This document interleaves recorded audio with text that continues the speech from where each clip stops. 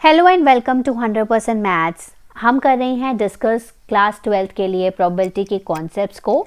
तो last video मैंने आप लोगों को करवाए थे प्रोबेबिलिटी के basic concepts plus conditional probability के बारे में बताया था पार्ट 1 में।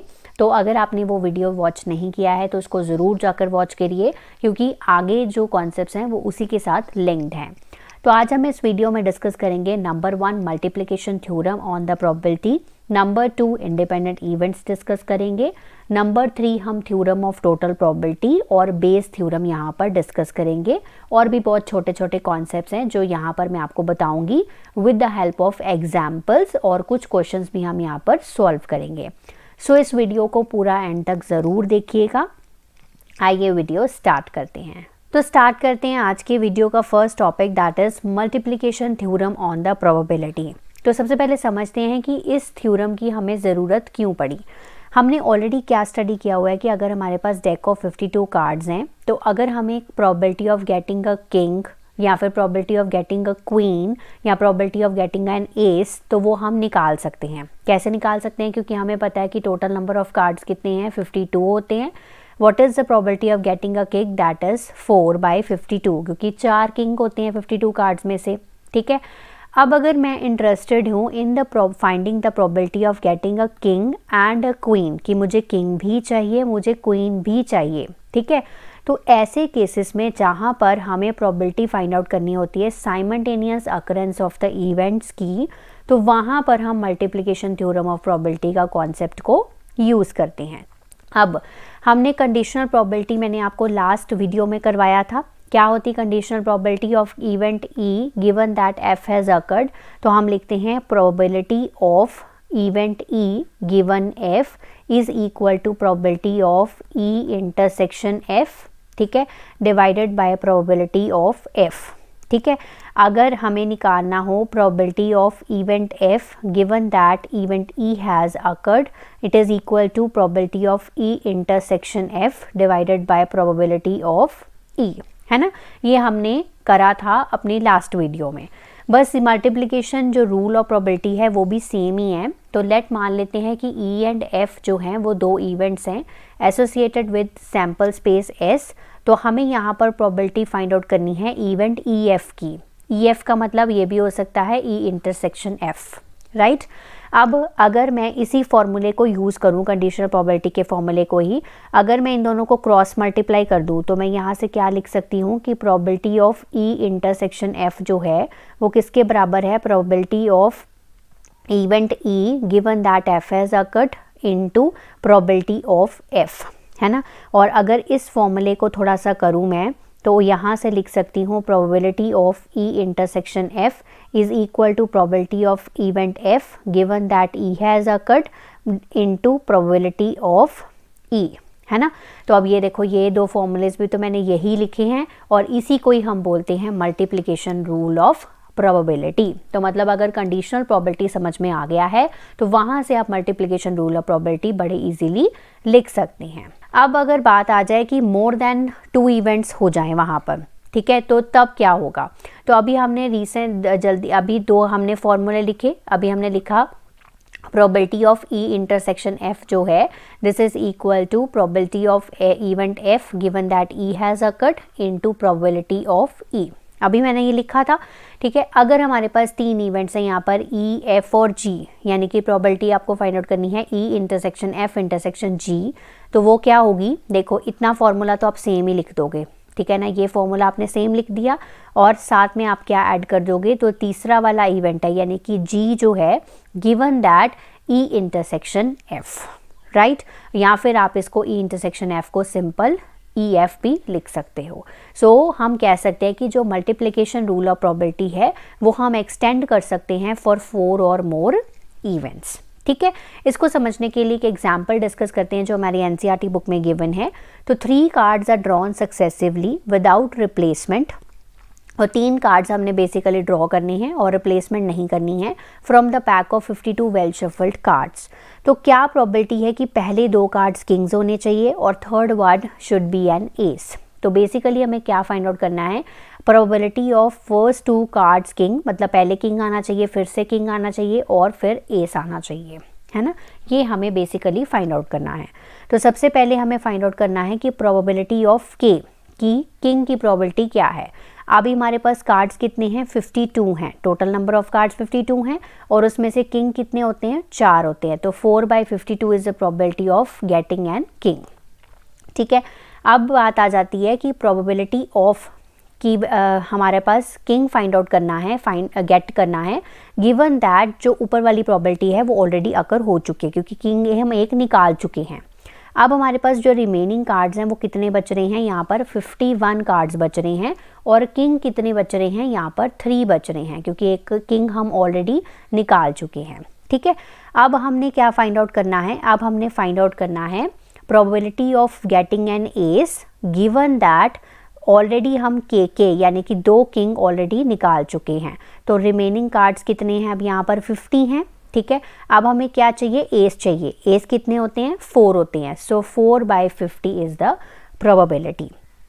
तो अब हम क्या करेंगे, प्रोबेबिलिटी ऑफ के ए कैसे फाइंड आउट करेंगे, प्रोबेबिलिटी ऑफ के इनटू प्रोबेबिलिटी ऑफ के गिवन दैट के has occurred into probability of finding N S given that already we have find 2 kings. So 4/52 into 3/51 into 4/50. ठीक है, तो इसको हम जब कैलकुलेट करेंगे तो इट विल बी 2/5525. ठीक है, so I hope you this you can calculate. So इस तरह से आपको ये मल्टीप्लिकेशन रूल ऑफ प्रोबेबिलिटी को अप्लाई करना है अपने क्वेश्चंस में। सो नेक्स्ट टॉपिक में मूव ऑन करते हैं, दैट इज इंडिपेंडेंट इवेंट्स। अब इसका मतलब क्या है कि probability of occurrence of one of them is not affected by the occurrence of the other. यानी कि अगर एक की जो इवेंट है वो अकर हो रहा है, उसकी प्रोबेबिलिटी जो है वो इफेक्टेड नहीं होगी दूसरे की प्रोबेबिलिटी से। ऐसे इवेंट्स को हम बोलते हैं independent events.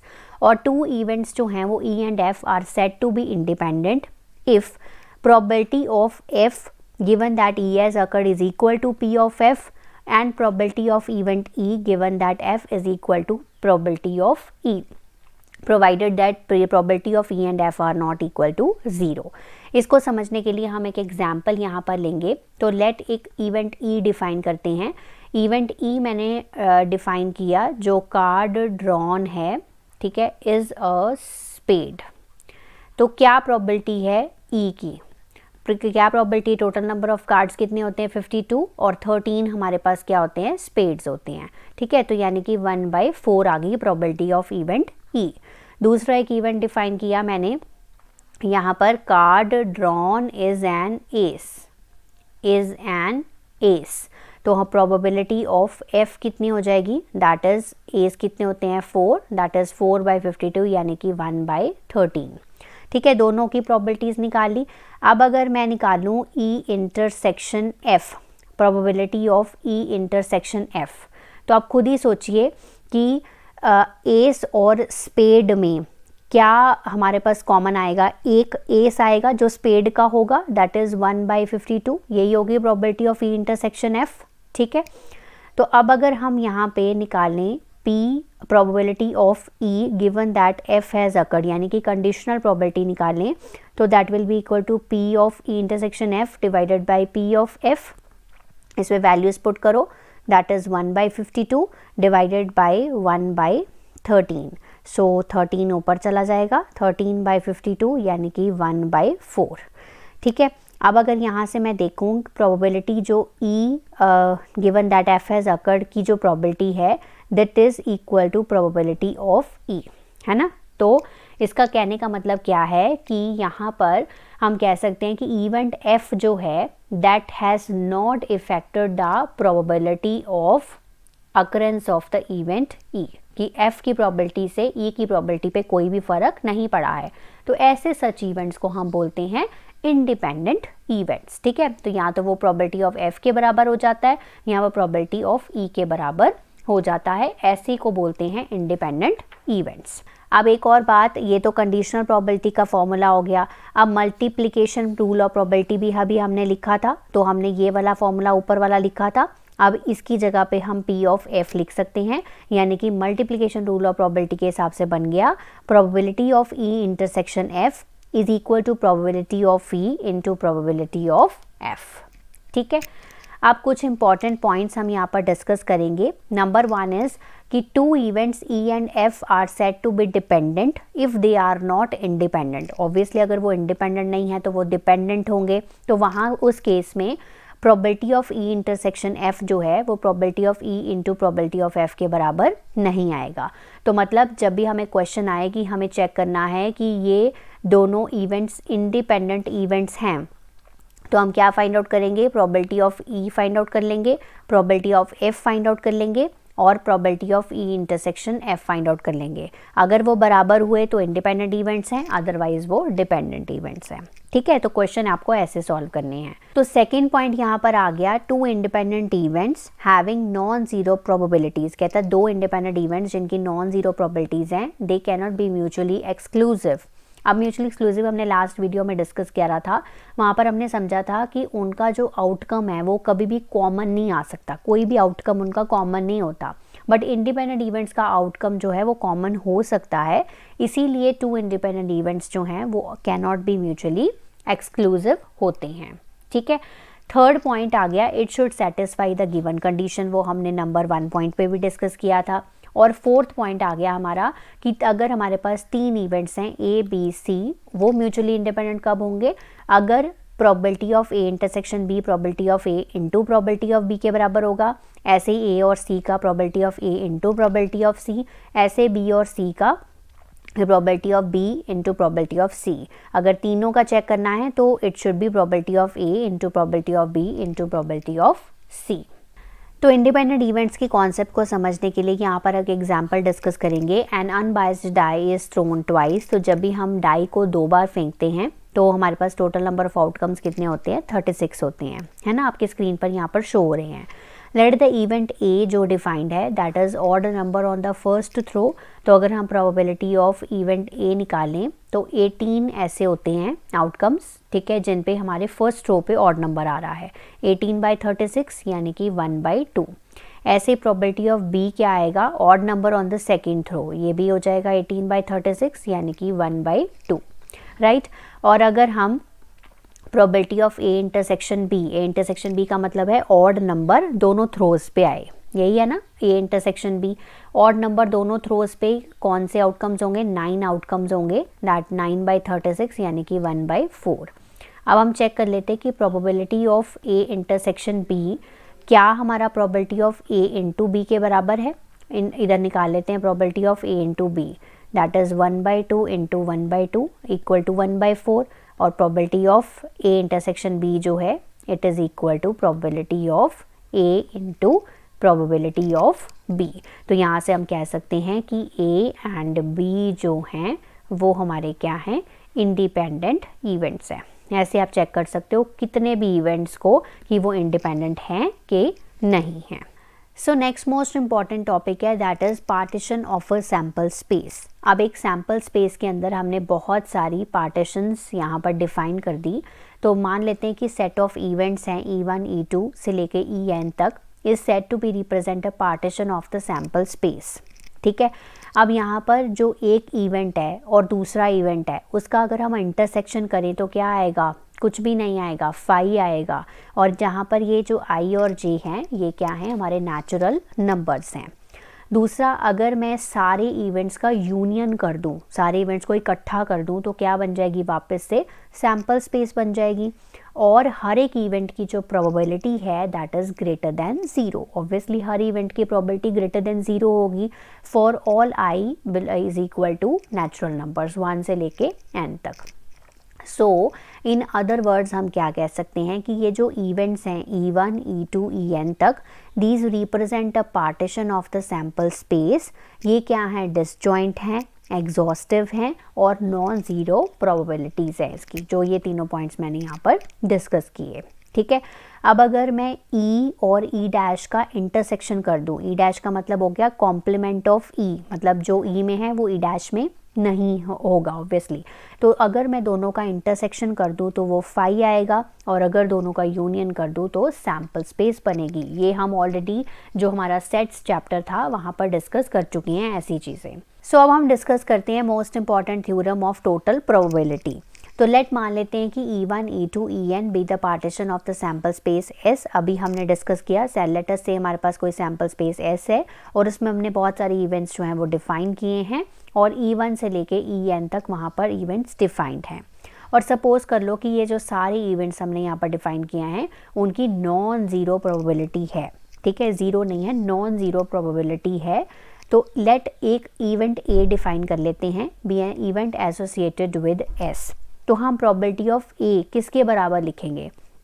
Probability of E1 into probability of event A given that E1 has occurred, plus probability of E2 given यहाँ पर into probability of event A given that E2 has occurred, plus so on probability of En into probability of event A given that En has occurred.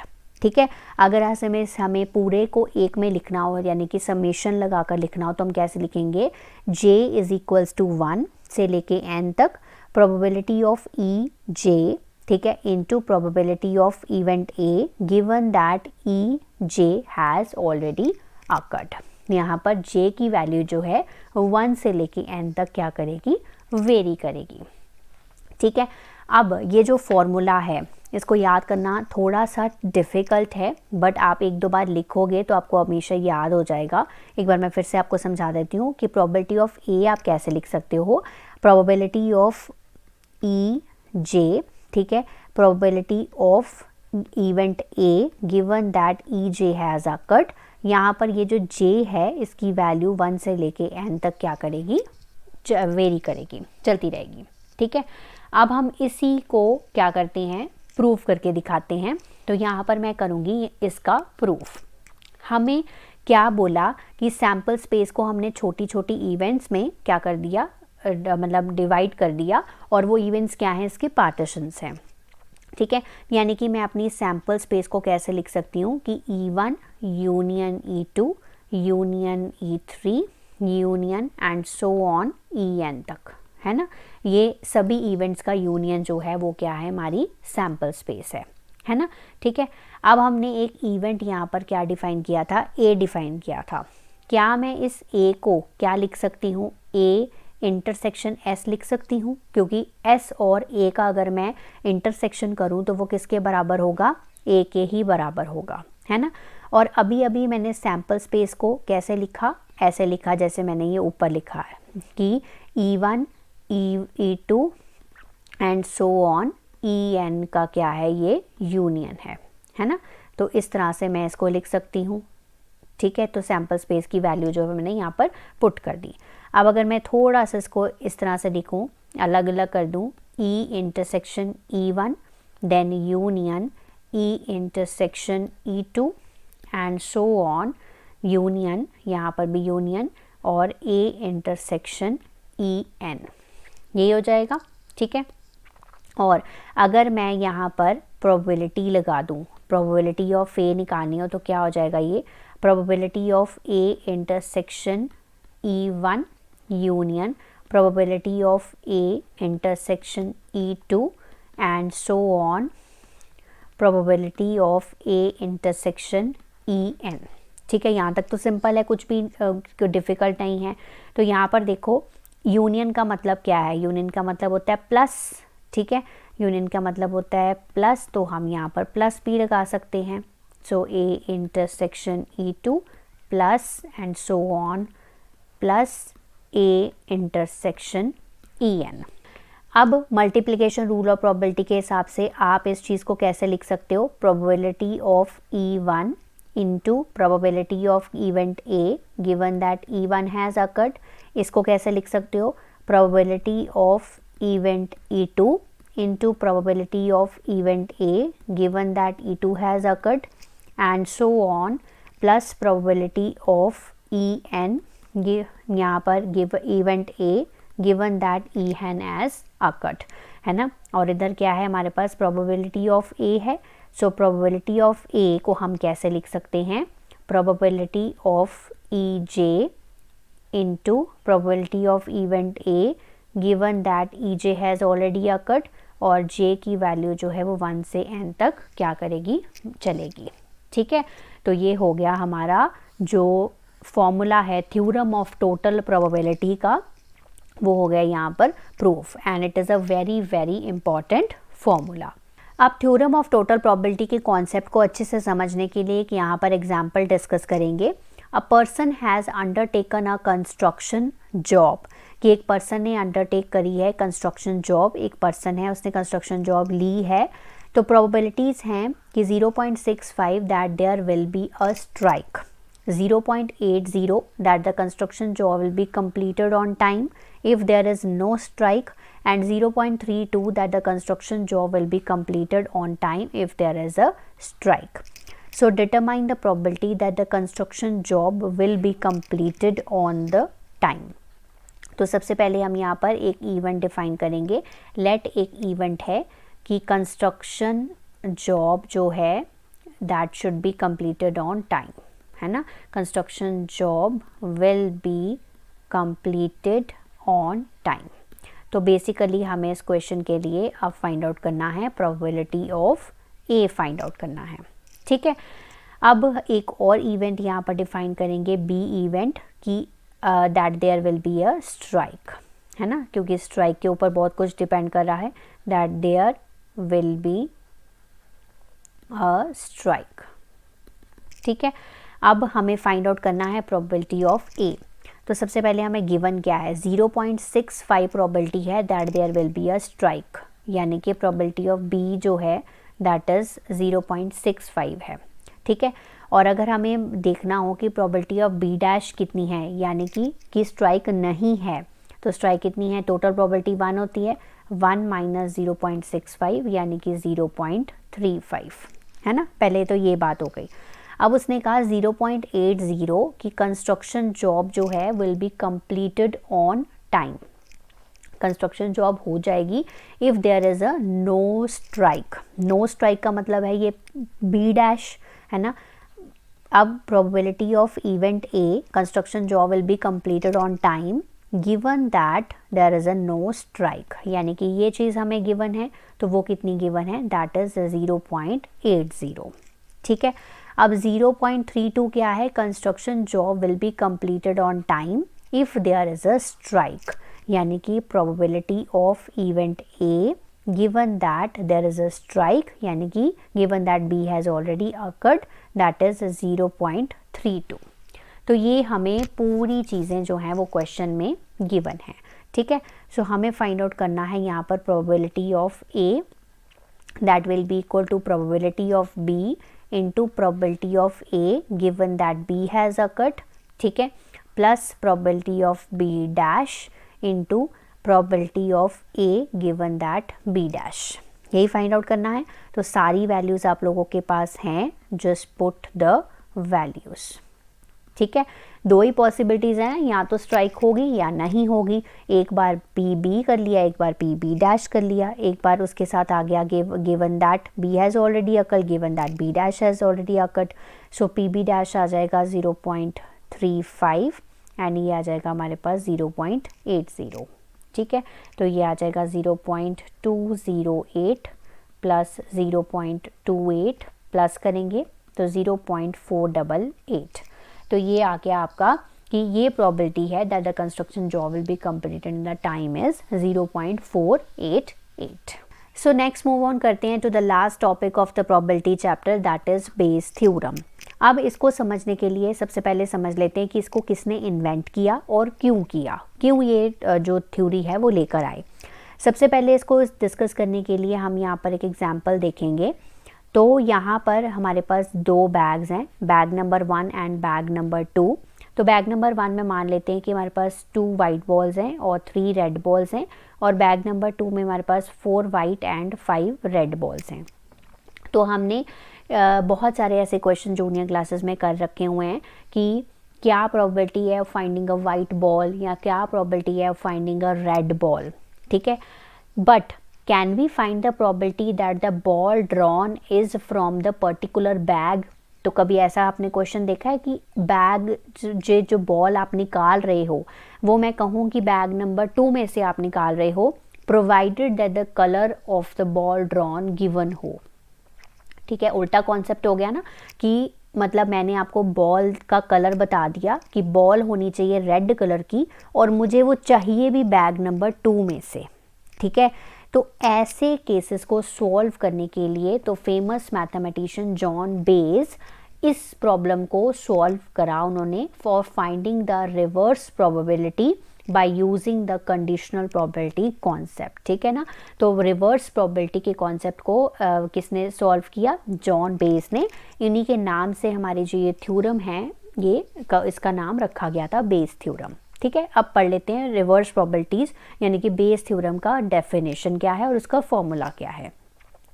If E1, E2, En are the n non-empty events which constitute a partition of the sample space S। अभी मैंने आपको बताया कि sample space S है और E1, E2, En जो हैं वो उसके क्या हैं? पार्टीशंस हैं। ठीक है, इवेंट्स हैं और ये वाले जो इवेंट्स हैं these are pairwise disjoint हैं। ठीक है, इनमें कुछ भी कॉमन नहीं है और ये इनका जो यूनियन है वो हमारी सैम्पल स्पेस दोबारा से बनाता है। ठीक है, लेट मान लेते हैं कि A is an event of non zero probability. तो हम बेसिकली क्या फाइंड आउट करते हैं? पहले अभी तक जो करते आ रहे थे वो ये फाइंड आउट करते आ रहे थे probability of event A given that event E has occurred, है ना। तो अब यहाँ पर हमें क्या फाइंड आउट करना है? Probability of event EI given that A has already occurred.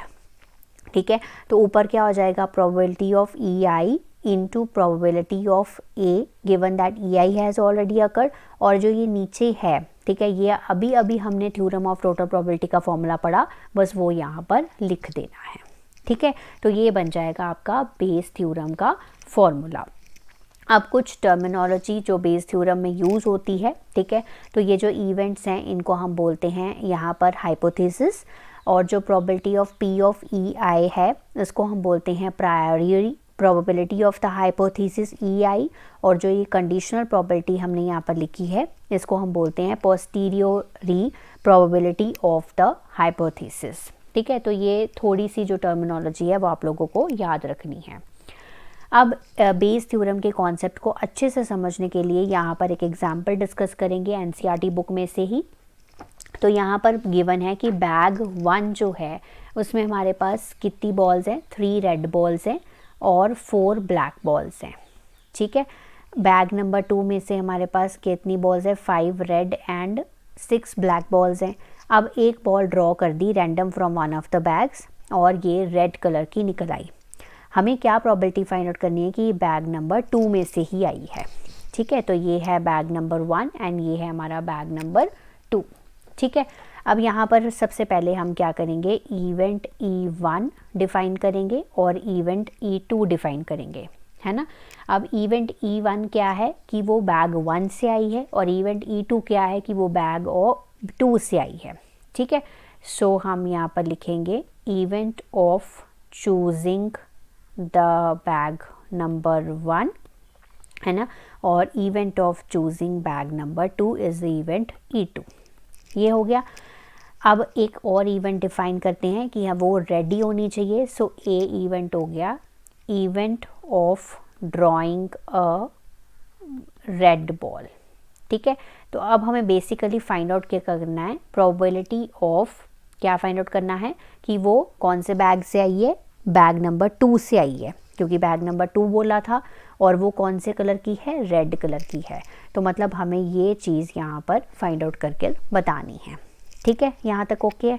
अब हम अगर प्रोबेबिलिटी ऑफ E1 करें तो वो क्या आ जाएगी? 1/2, है ना। बैग 1 और बैग 2 की प्रोबेबिलिटी क्या आएगी? 1/2 ही आएगी। सो 1/2 हो गया। अब अगर मैं कहूँ कि probability of A given that E1 यानी कि वो बैग जो रेड बॉल है वो बैग नंबर 1 से आई है। अगर वो रेड बॉल बैग नंबर 1 से आई है तो बैग नंबर 1 में कितनी रेड बॉल्स हैं? 3। ठीक है, और हमारे पास टोटल बॉल्स कितनी हैं बैग नंबर 1 में? 7। तो 3/7 हो गया। अगर मैं बोलूँ probability of A given that E2 ऐसे निकालना हो तो इसका क्या मतलब है, इसका मतलब है drawing a red ball from the bag number 2। तो बैग नंबर 2 में कितनी रेड बॉल्स हैं, 5, सो 5/11, क्योंकि टोटल बॉल्स बैग नंबर 2 में 11 हैं। ठीक है, अब हमें क्या फाइंड आउट करना था, हमें फाइंड आउट करना था probability of E2 given that A has already occurred is equal to, अब फॉर्मूले के हिसाब से लिखेंगे probability of E2 into probability of A given that E2। ठीक है, यही होगा, बस जो यहाँ पर है बस यहाँ पर उल्टा कर देना है, अगर नहीं भी याद हो रहा है ना। So divided by total probability, 2 ही तो इवेंट्स हैं यहाँ पर, probability of event E1 give into probability of event E1 given that E1 has A given that E1 has already occurred, probability of E2 क्योंकि 2 ही इवेंट्स हैं, probability of E2 into probability of A given that E2 has already occurred। तो आपके पास सारी अब values पड़ी हुई हैं। probability of E2 1/2 है, A by E2 हमारे पास है 5/11 डिवाइडेड बाय 1/2 इंटू 3/7, 1/2 इंटू 5/11। ठीक है, तो आप इसको जब सॉल्व करेंगे तो you will get 35/68। So this is the probability that it is drawn from bag number 2। तो ऐसे आपको ये बेस थ्योरम की जो कॉन्सेप्ट है वो यहाँ पर क्वेश्चंस में अप्लाई करना है। ठीक है, अब एक लास्ट छोटा सा टॉपिक है, ठीक है, that is of random variable. बहुत ही आसान सा टॉपिक है। सो रैंडम वेरिएबल क्या होता है, सो रैंडम वेरिएबल होता है it's a real valued function whose domain is the sample space of a random experiment. अब इसको एक एग्जांपल से समझ लेते हैं क्या ये डेफिनेशन कह रही है। सपोज कर लेते हैं कि हमने एक कॉइन को 2 टाइम्स क्या किया, टॉस किया, तो ये हमारी सैम्पल स्पेस बनेगी, ये तो सबको ही आता है ना। अब अगर कह रहा है कि x जो है कैपिटल X ये डिनोट कर रहा है नंबर ऑफ हेड्स ऑब्टेन्ड, ठीक है, और x एक क्या है, रैंडम वेरिएबल है, और इसकी जो वैल्यूज़ हैं हमेशा क्या आएगी, हमेशा एक रियल नंबर्स आएगी। अब अगर मैं बोलूँ कि x ऑफ HH निकालो तो कितने हो जाएंगे नंबर ऑफ हेड्स, यहाँ पर कितने, 2, HT में क्या है 1, और ये यहाँ TH में भी 1, और TT में क्या आ जाएगा, 0 आ जाएगा, है ना, यही हो जाएगा। सो x क्या है, बेसिकली एक रैंडम वेरिएबल है जो कि एक रियल वैल्यूड फंक्शन होता है, और जिसकी डोमेन जो है वो क्या है, sample space of the random experiment. जो कोई भी रैंडम एक्सपेरिमेंट हमने परफॉर्म किया उसकी जो सैम्पल स्पेस है वही इसकी डोमेन बन जाएगी। ठीक है, और रेंज क्या बन जाएगी, ये रेंज है।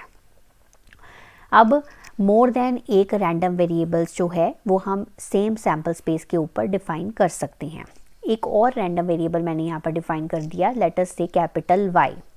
अब ये डिनोट करता है कि number of heads minus the number of tails of each outcome.